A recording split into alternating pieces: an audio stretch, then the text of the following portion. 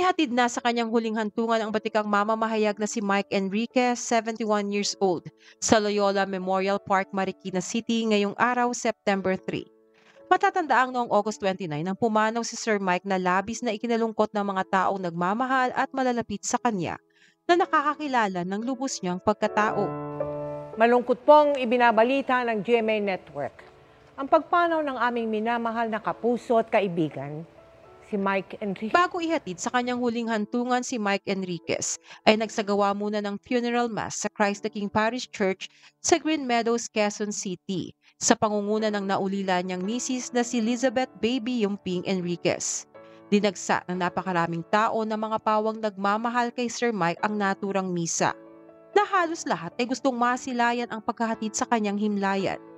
Bukod sa pamilya, mga kaanak at malalapit na kaibigan, nandoon din sa misa ang mga big bosses ng GMA Network.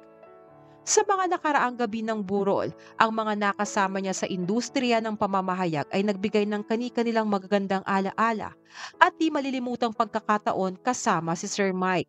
Bukod pa dito ang testimonya ng kabutihang loob ng veteran broadcaster. At ngayong araw ng Linggo, September 3, sa mismong pagkakataon ng libing ni Sir Mike, ay tila pati langit nakiiyak sa paghahatid sa veteran broadcaster sa huling hantungan.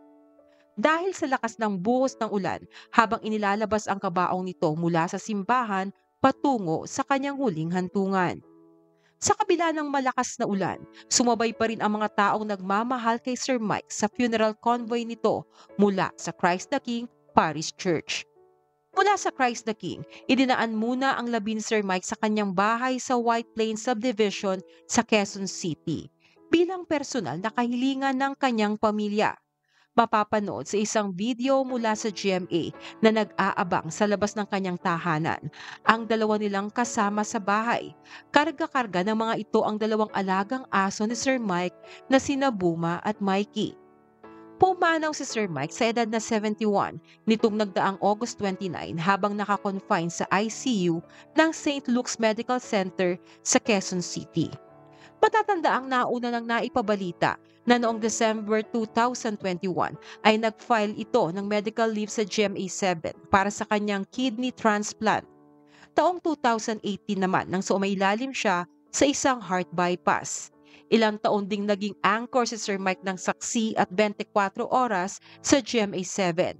Siya rin ang host ng Investigador. Kami po ay nakikiramay sa kanyang mga naulila. Pila ng GMA. Ako po si Mike Enriquez.